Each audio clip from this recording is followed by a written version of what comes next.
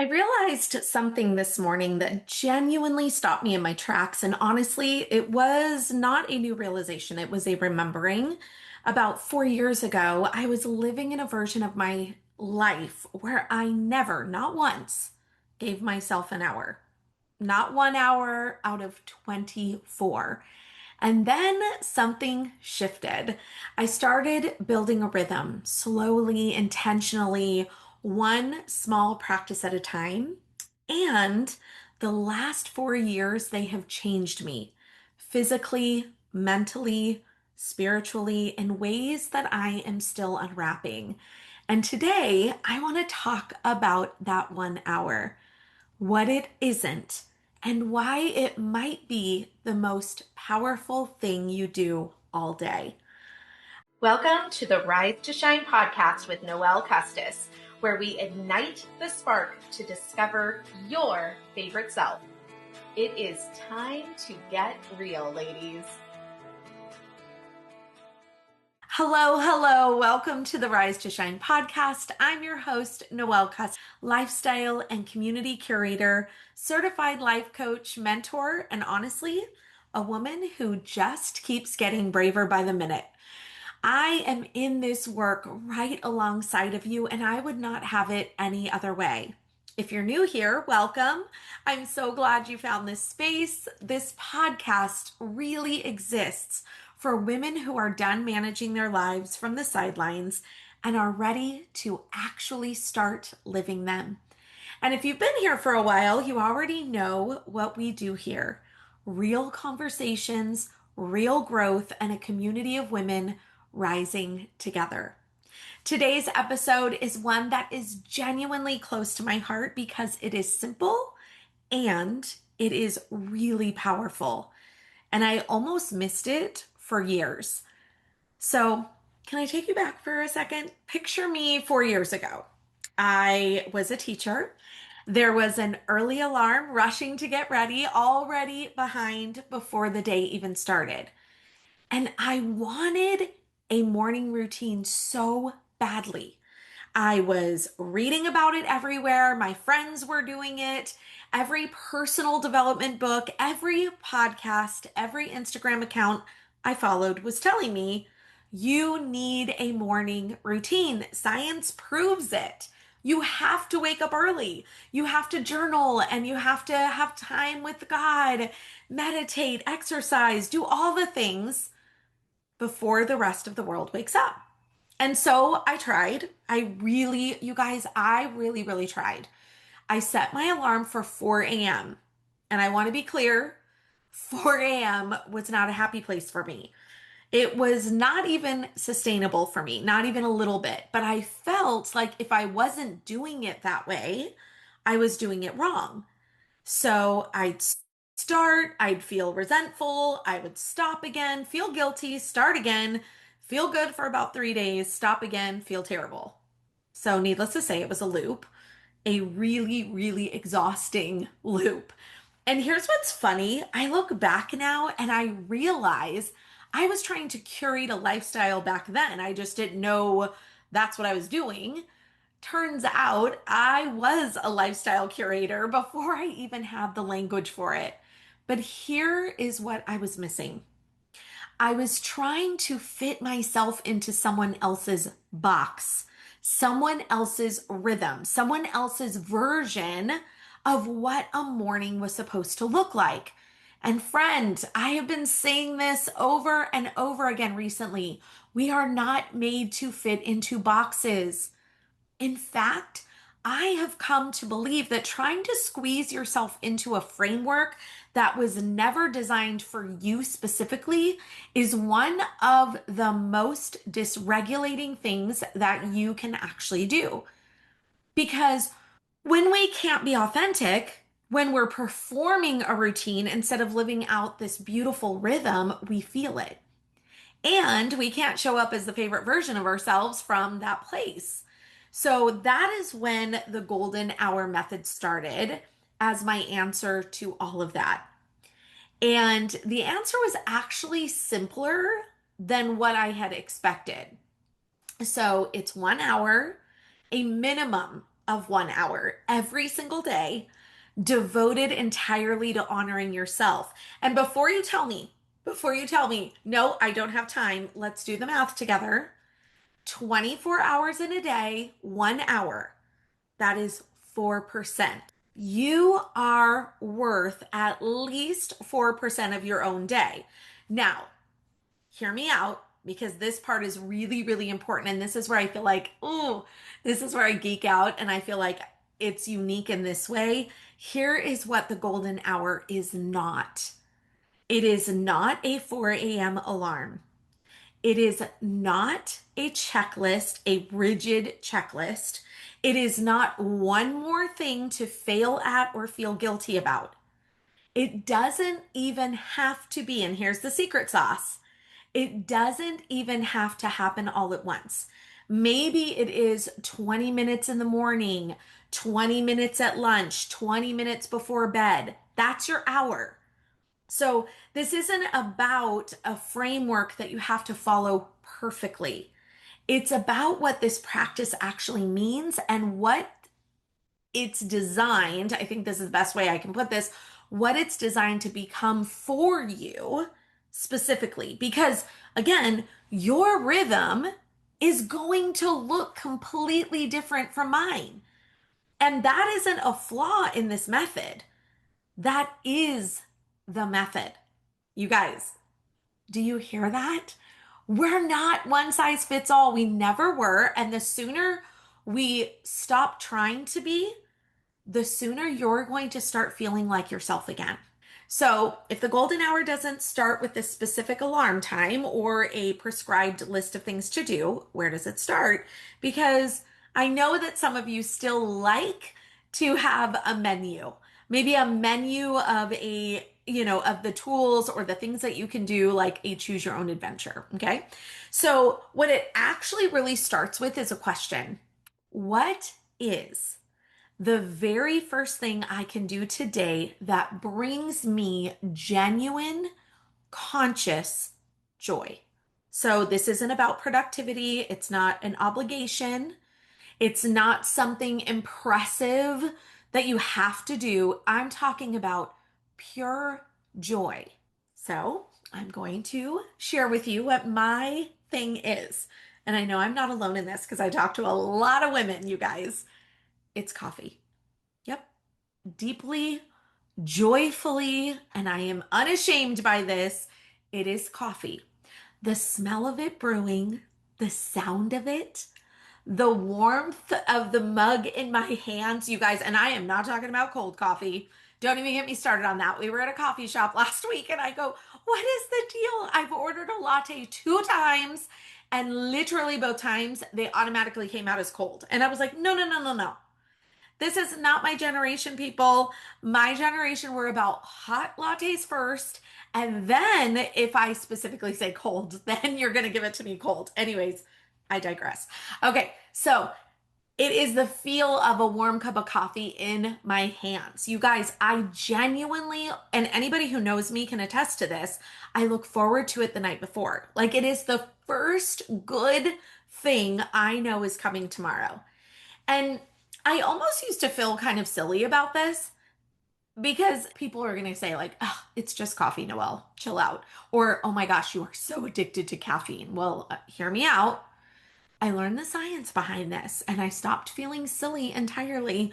Here is what is actually happening in your brain when you love your morning ritual. So, what happens is your brain starts releasing dopamine, your feel good, pleasure, and reward chemical. That's kind of what I refer dopamine as. And before you even take your first sip, this is already happening. The moment that you start to get that first scoop, the moment that you start to smell it, the moment you wrap your hands around the mug, your brain has already begun the reward cycle.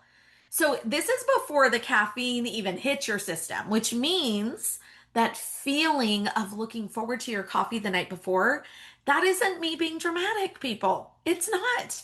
That is my brain beautifully and biologically preparing itself for joy. So, For all my coffee girls out there, I am just giving you lots of data and stats here, you guys. But literally, science actually confirmed what coffee lovers have known forever. And it goes even deeper. So, Harvard research, I'm just going to give you a few more facts. Harvard research found that morning coffee drinkers specifically, and these are not the all day drinkers, so I'm talking about the coffee drinkers that are morning drinkers, were significantly less likely to die of cardiovascular disease over a 10-year period. Interesting. And here's the thing, your morning ritual is not a guilty pleasure, it is biologically designed delight. And your body knew that long before science caught up with it. So now maybe you're going, okay, Noelle, my thing is not coffee. So can we like get off of that? Because like my grandmother, she loves the smell of coffee, but she cannot stand coffee. So maybe for you, it's lemon water. Maybe it's a hot cup of tea. Maybe it is simply stepping outside and feeling the morning air or the sunshine. Maybe it's just, some music that you play or a prayer, whatever it is, there is science behind that too, because here's what researchers have found about joy as an actual practice. So, emotions are not just feelings, they are frequencies. And you guys, I know I've been talking about frequencies a lot lately, but they vibrate at measurable levels in the body. And this is what I love. Dr. David Hawkins, who is a researcher and a psychologist, he mapped this.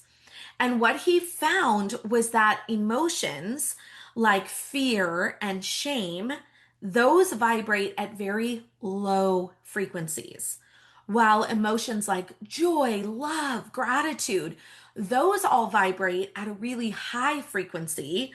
And that is what the human body actually can generate. So when you intentionally begin your day with something that brings you genuine joy, you are literally raising the frequency you operate from for the rest of the day. You're not just having a nice morning, you are setting the energetic tone for everything that follows. And that's why this matters.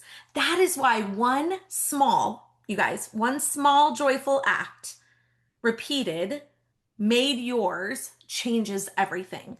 Okay, so now I want to talk about something that I genuinely also geek out over. Like, I just can't help myself.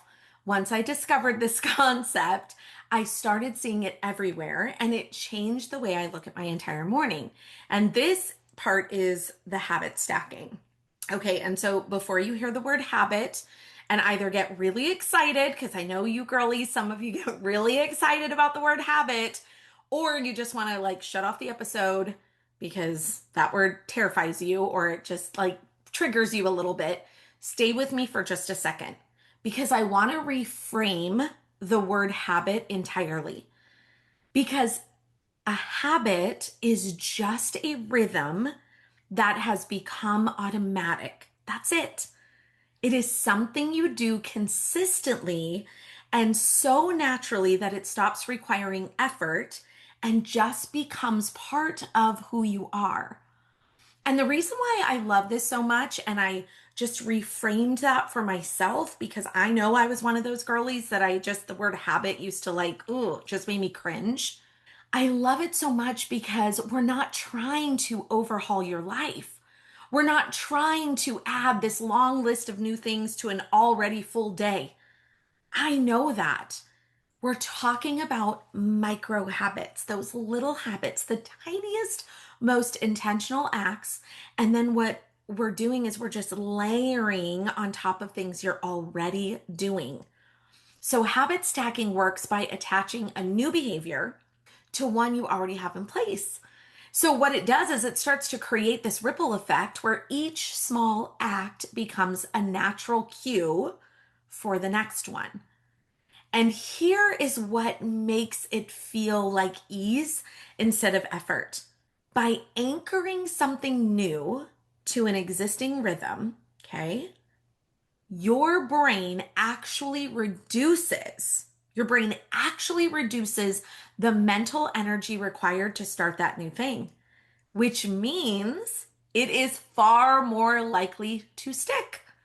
You guys, this is huge. It has changed everything for me. And the research on this is actually really fascinating. Study shows that habit stacking has a significantly higher success rate than trying to build a brand new standalone habit from scratch.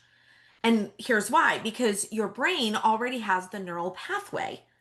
You're just adding to something that already exists. So instead of carving out all of these separate blocks of time for all the things you want to do, you start to layer them. You weave them in. You make the most of the time that you already have. And I am going to be honest with you. This has become one of my absolute favorite things. I literally catch myself in the middle of something and think, what could I be pairing with this right now? What could I be pairing this with? And not because it's about productivity, because I want you to kind of like step back from that part. It's because we're trying. Okay, well, no, let me go back to this.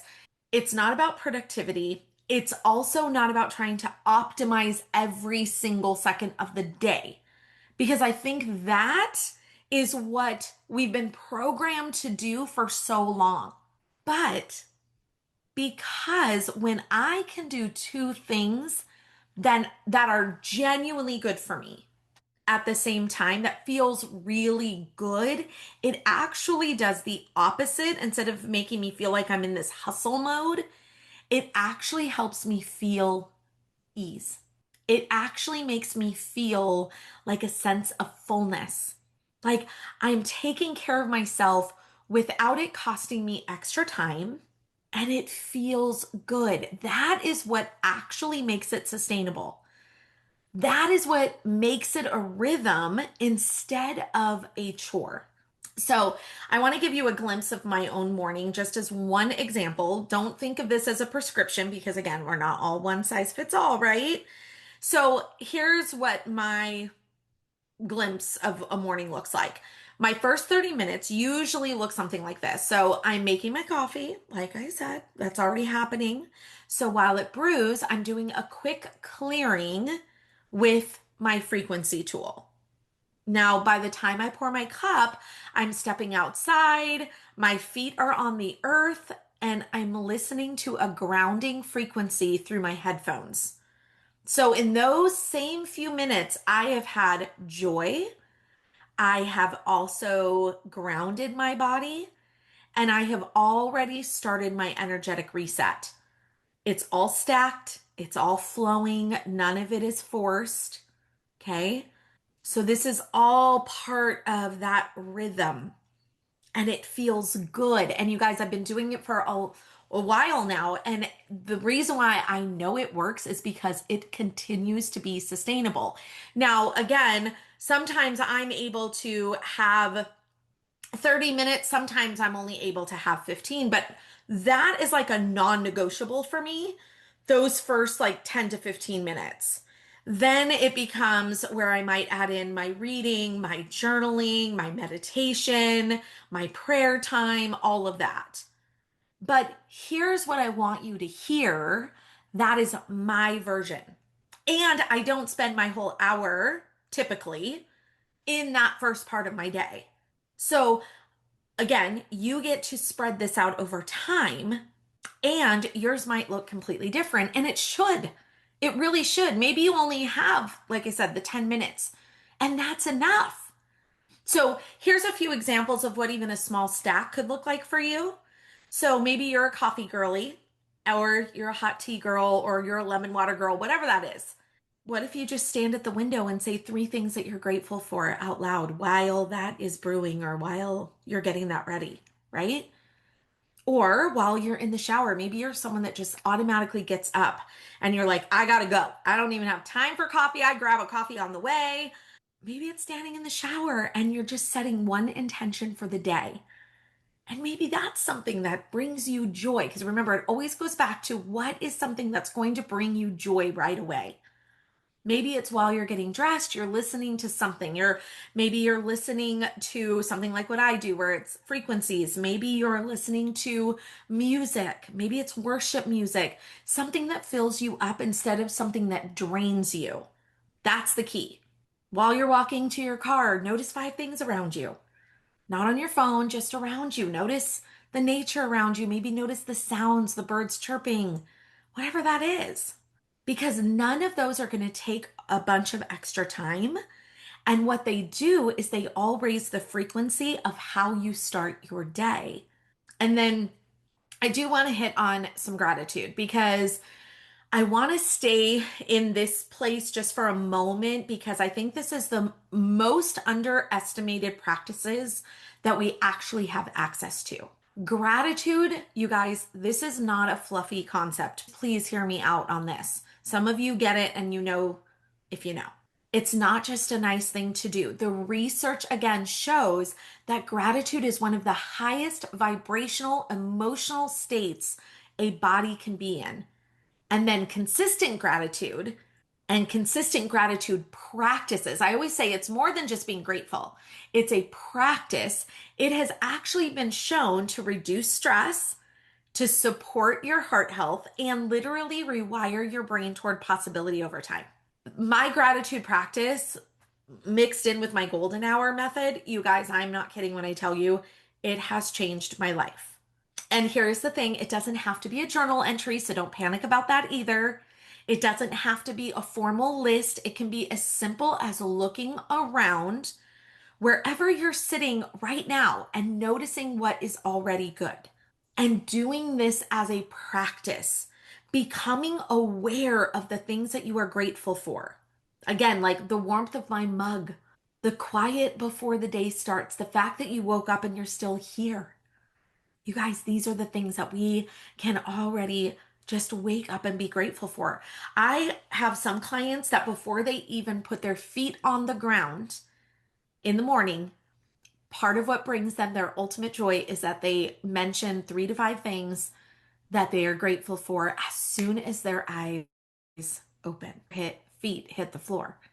So it's just like really, really cool because that is what a gratitude practice is. And then when it's paired, you guys, this is what I love is when it's paired with that first joyful act.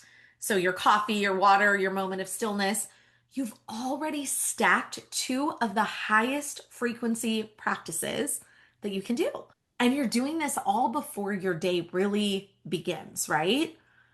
So I just want you to take what resonates, leave what doesn't.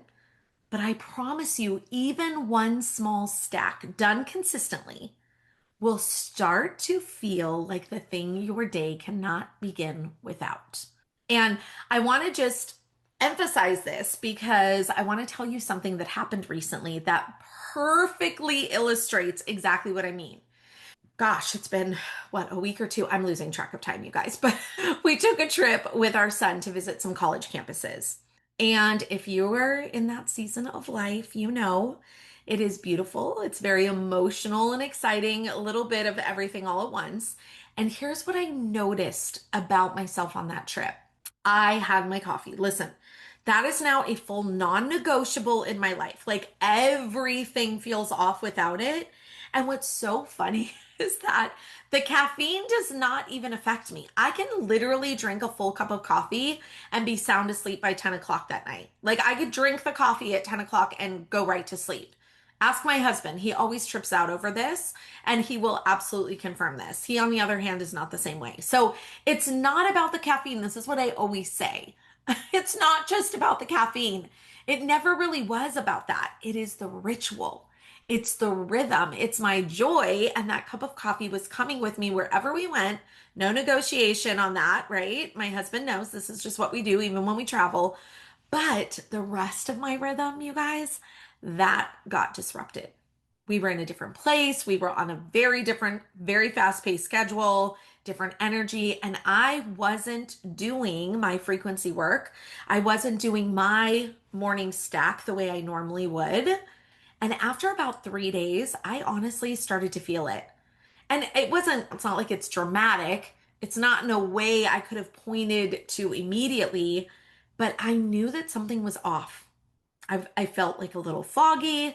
I'm going to be honest, I felt maybe a little more reactive than usual, just a little less like myself. I mean, that really is the truth of the matter. And I genuinely knew it was the rhythm.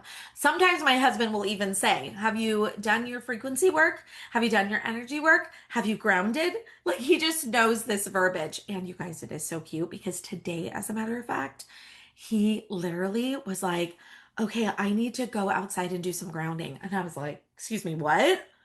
Because that's not just typically what he does, right? It's not that he thinks I'm cuckoo, but he's been watching some YouTube videos and he is hearing this over and over again about how grounding is such a huge, beautiful thing that we can do for our bodies.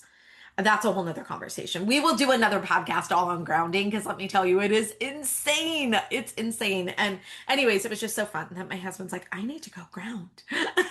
So fun. But, anyways, basically, I knew I just wasn't feeling like myself. And I knew that it was the rhythm that I was lacking. And it was the absence of those layered practices that had become so much a part of how I function. And so the moment that I came home and I returned to my rhythm, everything literally just felt like it aligned again. Everything just came together. And I was like, oh, I feel more like myself. Call me crazy, but I truly believe this with everything in me. Heck, I'll ask you, have you ever experienced something like that? Maybe it shows up differently for you, but maybe it's when you stop exercising for a week. I know that for some of you, oh my gosh, well, my husband is a perfect example. If he doesn't get that movement in every single day, he literally shows up differently and he can feel it. He just doesn't feel like himself, and you can't necessarily figure it out, but eventually after a few days you're like, oh, I haven't moved for like, I haven't really done my routine, my rhythm. That's why I feel like this. Or maybe it's even when your sleep routine gets thrown off and suddenly everything feels harder than it should. So that's when you start to notice, like a couple days later, this overwhelm creeps back in and you feel behind before the day has even started. You just don't feel like yourself. Well, that's the rhythm that's speaking to you. That's your body saying, hey, we need to return. We need to come back to the things that make us feel like ourselves. And here's what I love about that. It's not about being in a loop. It's not about a failure. It is actually what I feel like it is now is it's evidence that the practice is working because you can't feel the absence of something that never mattered.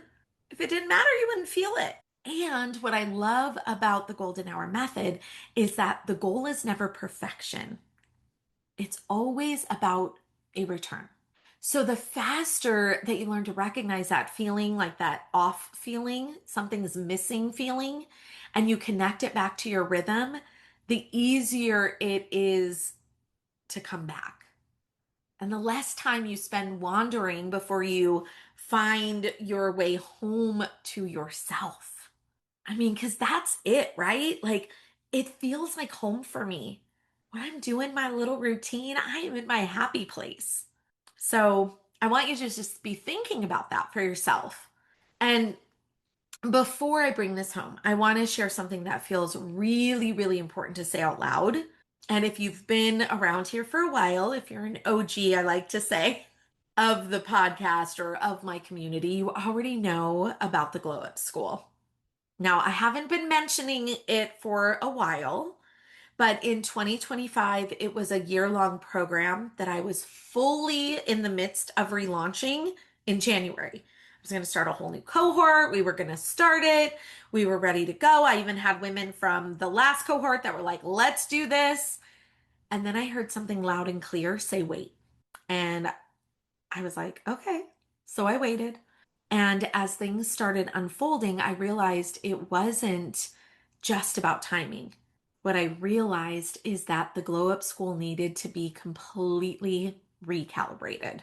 It had to be rebuilt from the inside out, not because something was wrong with it, because it was, oh my gosh, it was so awesome. It was one of my favorite things last year, but because it was becoming something bigger and so much more specific to each woman who steps into it. And here is the truth, and this is why I'm saying this out loud because it keeps coming back to me. I don't want to give anyone more information. We are at capacity with information overload, most of us, anyways. The world feels like it is just drowning in information, especially if you go online. Holy cow. What I want and what I desire right now and what I am building toward is full transformation, not a program you consume and forget. I don't want that. I want a genuine, deep, lasting change in how you live, how you feel, and how you show up as yourself every single day. I want this to be something so different. It's not even a program anymore. And it requires something different to deliver it. So, yeah, the Glow Up School is getting a complete overhaul, you guys. I am still kind of in this sacred, I really feel like it's a very sacred process of letting that unfold. And honestly, it's hard to wait. And it's been hard to let go of certain things too. I worked really hard on that. But it is really hard for me to sit on something I am so excited about. But I know in my spirit that the timing will be perfect. And I promise you, it is coming soon. It is coming soon. And when it does, it's not going to be a one size fits all program. It will not be a box to squeeze yourself in. It's going to be designed to go deep with each woman individually. It is going to be curated, it is going to be custom, and it's going to be completely yours. And I am going to be sharing this process, um, or I should say, I'm going to be sharing kind of like as we start to drip out what we're doing here in the Glow Up School and getting ready to launch. I'll be sharing that in the Shine House first. Of course, you can follow me on Instagram because I'm always sharing in there. But in the Shine House, that's where this conversation is going to really continue. And that's where you're going to hear about it before anyone else does. So if something in you is leaning forward right now, that's your signal. Come in and be in the room where it all starts to unfold because I will eventually carry it in that community. Okay? So here is what I want to leave you with today. You have 24 hours. I am just asking you for one of them. Not all at once, not perfectly, not at 4 a.m. Just 1 hour, intentionally yours every single day. And then start with one question. What is the first thing I can do today that brings me genuine joy? That is it. Start there, build from there, stack from there, make it completely and unapologetically yours. And if you want to be in a community of women who are doing exactly this work alongside of you, the women who are building their rhythms, protecting their hours, becoming the favorite version of themselves, the Shine House is where we are going to be launching all of this. And that's where some of this work is already starting to happen because we're just getting started in there. And this is the place where the work lives. And we're going to be expanding and holding so much of what I shared today and so much more inside of that community. Trust me when I say this is the room that you want to be in. I genuinely mean that. It right now, you guys, it's only $22 a month. And you do get a free preview available if you want to just peek inside first. There isn't any commitment, there's no pressure. Just come and see what the room feels like. You can just join us and you can be a part of some of the threads and the conversation. There's some free tools in there for you and resources. And the link is in the show notes. But come find your room. You guys, I adore you so much. I'm so grateful that you spent this time with me today. And I cannot wait for what is coming. So stick around. It's going to be so awesome, you guys. And I'm so excited. Please share with me, like, what is something that brings you joy each morning? You guys, I read every comment, every DM, every message that comes through. So I would love, love, love to hear from you.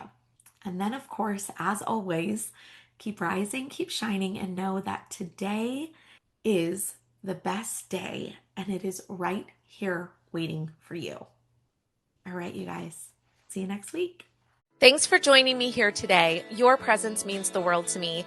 If you enjoyed what you heard, please consider leaving a rating and review, and don't forget to follow or subscribe so you never miss an episode. Head to the show notes and let's connect. Rise to Shine Co. is ready to support you in coaching, collaboration, life tips, or even a coffee chat. Until next time, keep shining, my friends.